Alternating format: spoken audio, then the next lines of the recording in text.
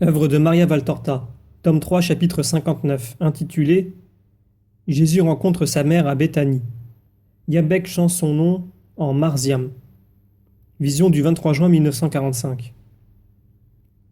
Par la route ombragée qui relie le mont des Oliviers à Béthanie, et je pourrais dire que la montagne, avec ses verts contreforts, arrive jusqu'à la campagne de Béthanie, Jésus et ses disciples marchent rapidement jusqu'à la ville de Lazare. Il n'y est pas encore entré qu'on le reconnaît, et que des messagers volontaires se répandent dans tous les sens pour annoncer sa venue.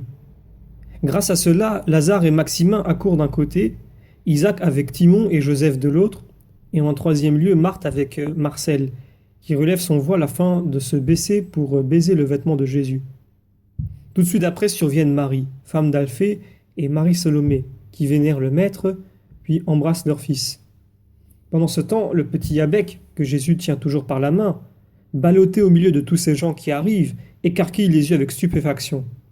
De son côté, Jean d'Andorre, se sentant étranger, se retire à part au fond du groupe. Et voici que s'avance sur le sentier qui mène à la maison de Simon, la mère de Jésus. Jésus laisse tomber la main de Yabek et repousse doucement ses amis pour se hâter vers elle. Les mots bien connus déchirent l'air, se détachant comme un solo d'amour au-dessus du bourdonnement de la foule. Mon fils, maman. Ils s'embrassent. On sent dans le baiser de Marie l'angoisse de celle qui a craint pendant si longtemps et qui maintenant, au moment de la délivrance de la terreur qui l'a possédée, ressent la fatigue de l'effort qu'elle a fait à la mesure du danger qu'il a couru. Jésus, qui le comprend, lui fait une caresse et dit « En plus de mon ange gardien, j'avais le tien, mère, pour veiller sur moi. Il ne pouvait rien m'arriver de mal. Loué soit le Seigneur, mais j'ai tant souffert. Je voulais venir plus rapidement, mais j'ai dû emprunter une autre route pour t'obéir. Et cela a été un bien parce que ton ordre, ma mère, comme toujours, a produit de belles fleurs. Ton obéissance, mon fils, ton sage commandement, mère. » Ils se sourient comme deux amoureux. Mais est-il possible que cette femme soit la mère de cet homme? Où sont les 16 années de différence? La fraîcheur et la grâce du visage et du corps virginal font de Marie la sœur de son fils, qui est, lui, dans la plénitude de son splendide développement humain. Tu ne me demandes pas la raison de cette belle floraison? Demande Jésus sans cesser de sourire. Je sais que mon Jésus ne me cache rien. Chère maman. Il lui donne encore un baiser. Les gens qui se sont tenus à quelques mètres paraissent ne pas observer la scène, mais je parie qu'il n'y en a pas un, de tous ces yeux qui semblent regarder ailleurs, qui ne se porte un instant sur ce doux tableau. Celui qui regarde plus que tout autre, c'est Yabek. Jésus l'a abandonné quand il a couru embrasser sa mère, et ce pauvre enfant est resté seul, car dans l'empressement des questions et des réponses, on n'a plus prêté attention à lui. Il examine attentivement, puis incline la tête, lutte contre le chagrin, mais à la fin, il n'y tient plus et fond en larmes en gémissant. Maman, maman. Tous, et Jésus et Marie les premiers, se retournent. Tous tentent d'y remédier ou se demandent quel est cet enfant. Marie, femme d'Alphée, accourt, ainsi que Pierre. Ils étaient ensemble, en demandant tous deux. Pourquoi pleures-tu? Mais avant que Yabek, étreint par son grand chagrin, puisse retrouver son souffle pour parler, Marie accourt et le prend dans ses bras. Oui, mon petit enfant, la maman. Ne pleure plus et excuse-moi si je ne t'ai pas vu plus tôt. Voici, mes amis, mon petit enfant. On se rend compte que Jésus, en parcourant ces quelques mètres, doit lui avoir confié « C'est un petit orphelin que j'ai pris avec moi. » Le reste, Marie l'a deviné. L'enfant pleure encore, mais avec moins de peine, et comme Marie le tient dans ses bras et l'embrasse, il finit par sourire, son visage encore tout baigné de larmes. Viens que je t'essuie toutes ces larmes. Tu ne dois plus pleurer. Donne-moi un baiser. Yabek, ne demandant que cela, et, après tant de caresses d'homme barbu, il est heureux d'embrasser la joue si douce de Marie. Pendant ce temps, Jésus a recherché et trouvé Jean d'Andorre, et il va le prendre dans le coin où il se tient, à l'écart. Tandis que les apôtres saluent Marie, Jésus vient à elle, tenant par la main Jean d'Andorre. Mère, voici l'autre disciple. Ces deux fils, c'est ton ordre qui les a obtenus. Ton obéissance, mon fils, répète Marie. Et elle salue l'homme en disant, la paix est avec toi.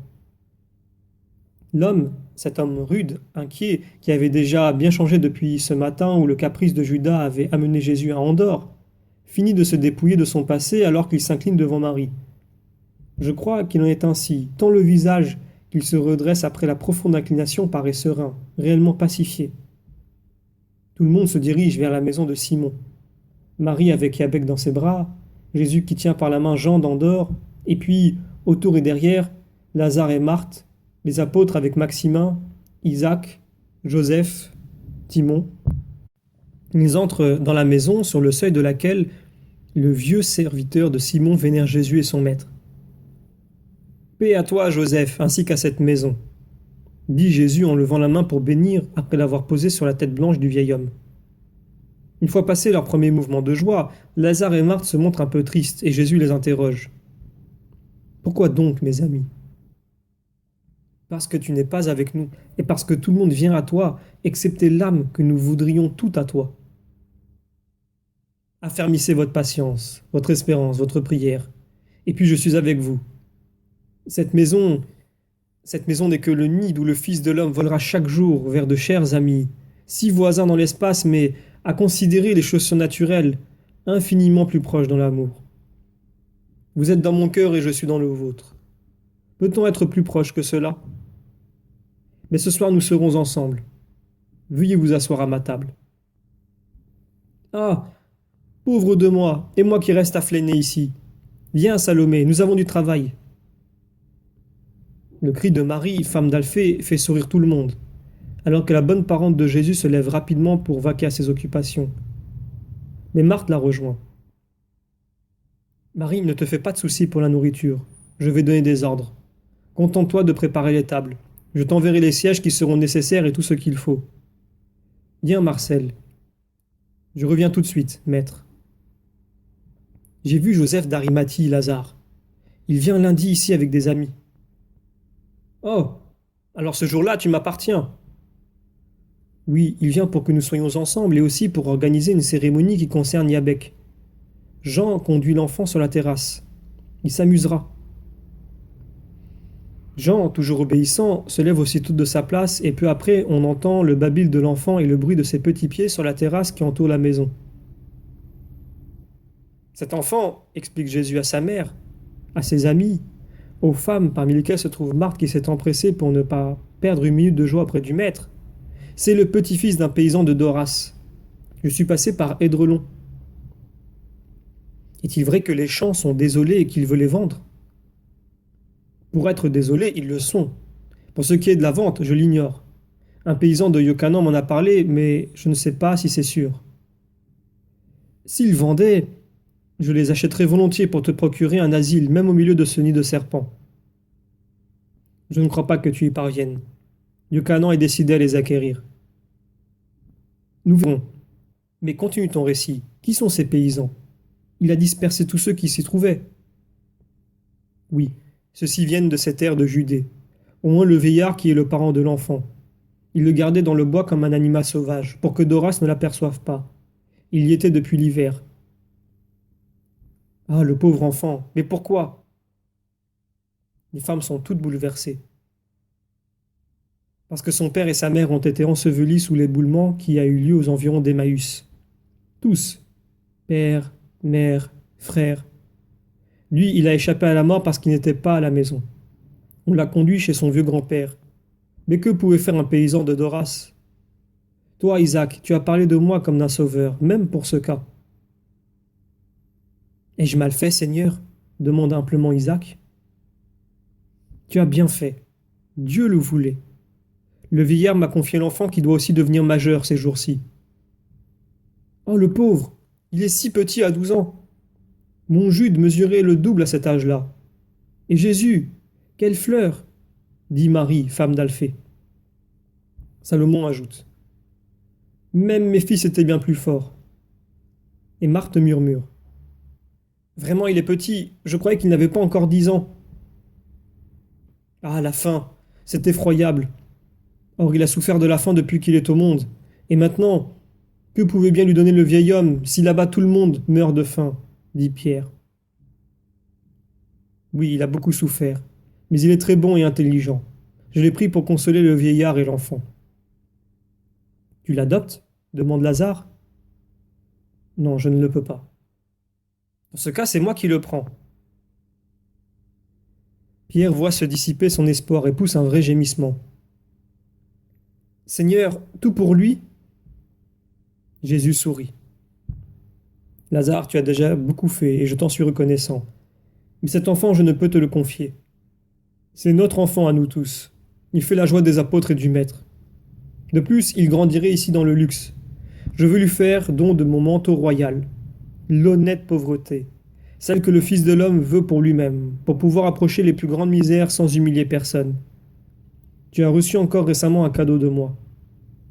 Ah oui, le vieux patriarche et sa fille. La femme est très active et le vieil homme est bon. Où sont-ils maintenant? Je veux dire, à quel endroit? Mais ici, à Béthanie.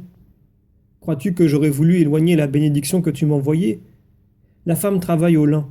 Ce travail demande des mains légères et expertes. Quant au vieillard, étant donné qu'il voulait absolument travailler, je l'ai mis aux ruches. Hier, n'est-ce pas ma sœur? Sa longue barbe était toute dorée. Les abeilles, en essaimant, s'y étaient toutes attachées, et il leur parlait comme à ses filles. Il est heureux. Je le crois bien. Sois béni, dit Jésus. Merci, maître. Mais cet enfant t'occasionnera des frais. Me permettrais-tu au moins... C'est moi qui m'occupe de son vêtement de fête, s'écrie Pierre. Tout le monde rit de son impulsivité. Très bien, mais il aura besoin d'autres vêtements. Simon, sois gentil. Moi aussi je suis sans enfant. Permets que Marthe et moi nous nous consolions en lui faisant faire des petits habits. Pierre, ainsi sollicité, s'émeut tout de suite. Les habits, oui, mais le vêtement de mercredi, c'est moi qui m'en charge. Le maître me l'a promis et il a dit que j'irai avec sa mère l'acheter demain. Pierre dit tout cela par crainte de quelque changement à son détriment. Jésus sourit. Oui, mère, je te prie d'accompagner Simon demain. Sinon, cet homme va mourir d'angoisse. Tu le conseilleras pour le choix. Moi, j'ai dit vêtements rouges et ceinture verte. Cela ira très bien, mieux que cette couleur qu'il porte maintenant. Le rouge ira très bien, répond doucement Marie. Jésus lui aussi portait un vêtement rouge. Mais je dirais que sur le rouge, il vaudrait mieux une ceinture rouge, ou du moins avec une broderie rouge.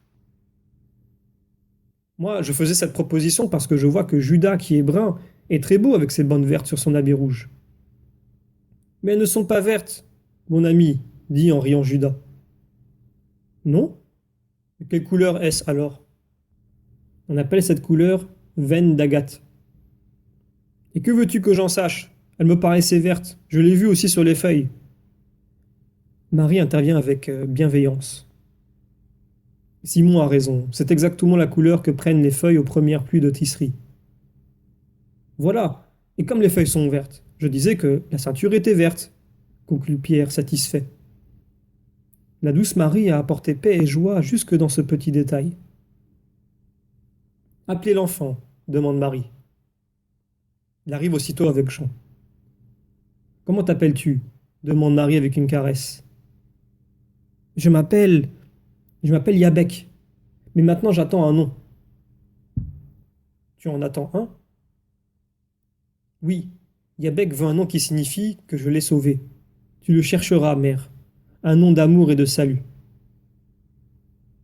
Marie réfléchit, puis elle dit Marziam. Tu es la petite goutte dans la mer de ceux qui sont sauvés par Jésus. Il te plaît? Ce nom, outre le salut, sera aussi mon souvenir de moi. Il est très beau, dit l'enfant tout content. Mais n'est-ce pas un nom de femme? Demande Barthélemy. Avec un L final au lieu d'un M, quand cette petite goutte d'humanité sera adulte, vous pourrez changer son nom en nom d'homme. Maintenant, il porte le nom que lui a donné la mère. N'est-ce pas? L'enfant approuve et Marie le caresse. Sa belle-sœur tâte le petit manteau de Yabek et l'interpelle. C'est de la belle laine, mais elle a une de ses couleurs. Qu'en dis-tu? Je le teindrai en rouge très foncé, cela ira bien. Nous le ferons demain soir. car alors il aura un nouveau vêtement.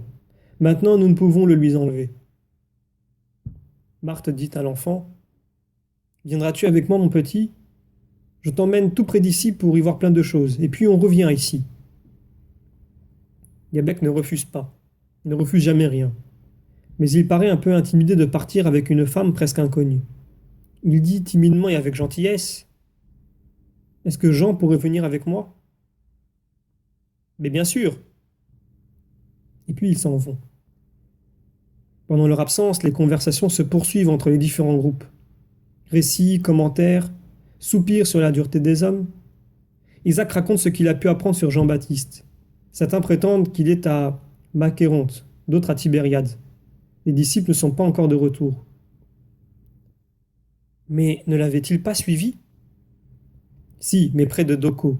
Ceux qui l'avaient arrêté ont traversé le fleuve avec leurs prisonniers, et on ne sait pas s'ils sont remontés vers le lac ou descendus à Macéronte. Jean, Matthias et Siméon se sont lancés à leur recherche pour s'informer, et ils ne l'abandonneront sûrement pas. Et toi, Isaac, tu n'abandonneras certainement pas ce nouveau disciple. Pour l'instant, il reste avec moi. Je veux qu'il fasse la Pâque avec moi. Moi, je la ferai à Jérusalem, chez Jeanne. Elle m'a vu et m'a offert une chambre pour moi et mes compagnons. Ils viennent tous cette année, et nous serons avec Jonatas. Même ceux du Liban? Eux aussi. Mais les disciples de Jean ne pourront peut-être pas venir. Ceux de Yochanan viennent, tu le sais? Vraiment? Je serai à la porte, près des prêtres, qui immolent. Je les verrai et je l'emmènerai avec moi. Attends-les pour la dernière heure. Ils n'ont qu'un temps limité. Mais ils ont l'agneau. Moi aussi. Magnifique. C'est Lazare qui me l'a donné. Nous immolerons celui-ci, et l'autre, le leur servira pour le retour. Marthe rentre avec Jean et l'enfant qui porte une petite chemise de lin blanc avec un vêtement de dessus rouge. Sur les bras, il a aussi un petit manteau rouge. Tu les reconnais, Lazare? Tu vois que tout sert? La frère et la sœur se sourient. Jésus dit, je te remercie, Marthe. Ah, mon Seigneur, j'ai la manie de tout garder. Je l'ai hérité de ma mère. J'ai encore beaucoup de vêtements de mon frère. Ils me sont chers parce que ma mère les a touchés. De temps en temps, j'en enlève une pièce pour quelques enfants. Je vais maintenant les donner à Marziam. Ils sont un peu longs, mais on peut les raccourcir. Lazare, devenu majeur, n'en a plus voulu. Un beau caprice, un vrai caprice d'enfant. Et ma mère lui a cédé parce qu'elle adorait son Lazare. Marthe le caresse avec amour, et Lazare prend sa très belle main, la baise et dit « Et pas toi ?» Il se sourit. « C'est providentiel, soulignent plusieurs. Oui, mon caprice a été un bienfait. Peut-être me sera-t-il pardonné pour cette raison. » Le dîner est prêt et chacun gagne sa place. La nuit est tombée quand Jésus peut rester en paix avec sa mère. Ils sont montés sur la terrasse et, assis l'un à côté de l'autre sur un siège, main dans la main, ils se parlent et s'écoutent. C'est d'abord Jésus qui raconte tout ce qui s'est passé. Puis c'est Marie qui dit « Mon fils, après ton départ, tout de suite après, une femme est venue chez moi. Elle te cherchait. Une grande misère et une grande rédemption. Mais cette femme a besoin de ton pardon pour persévérer dans sa résolution. Je l'ai confiée à Suzanne en lui disant que c'était une femme que tu avais guérie. C'est vrai. J'aurais pu la garder avec moi si notre maison n'était pas désormais une mer où tous font voile. Et beaucoup avec des intentions malveillantes. Et la femme éprouve du dégoût pour le monde, désormais. Veux-tu savoir de qui il s'agit? C'est une âme. Mais dis-moi son nom pour que je puisse l'accueillir sans faire d'erreur. C'est Aglaé la romaine, mime et pécheresse, que tu as commencé à sauver à Hébron, qui t'a cherché et trouvé à la belle eau, qui a déjà souffert de son honnêteté reconquise. Et combien? Elle m'a tout dit. Quelle horreur! Son péché? Cela, et je dirais plus encore. Quelle horreur est le monde! Ah, mon fils, méfie-toi des pharisiens de Capharnaüm. Ils ont voulu se servir de cette malheureuse pour te nuire. Même d'elle. Je le sais, mère. Où est Aglaé? Elle arrivera avec Suzanne avant la Pâque. C'est bien, je lui parlerai. Je serai ici chaque soir, et mis à part la soirée pascale que je consacrerai à la famille, je l'attendrai. Tu n'as qu'à le retenir si elle vient. C'est une grande rédemption, tu l'as dit, et si spontanée. En vérité, je te dis qu'en peu de cœur, ma semence prend racine avec autant de force que dans ce terrain dévasté. Et depuis lors, André l'a aidé à croître jusqu'à sa complète formation. Elle m'en a fait part. Mère, qu'as-tu éprouvé au voisinage de cette ruine? Du dégoût et de la joie. J'avais l'impression d'être au bord d'un abîme infernal, mais en même temps, je me sentais transporté dans l'azur. Comme tu es Dieu, mon Jésus, quand tu accomplis de tels miracles. Ils se taisent sous l'éclatante lumière des étoiles et dans la blancheur d'une lune qui approche de sa plénitude, silencieux, aimants, et prenant leur repos l'un dans l'amour de l'autre.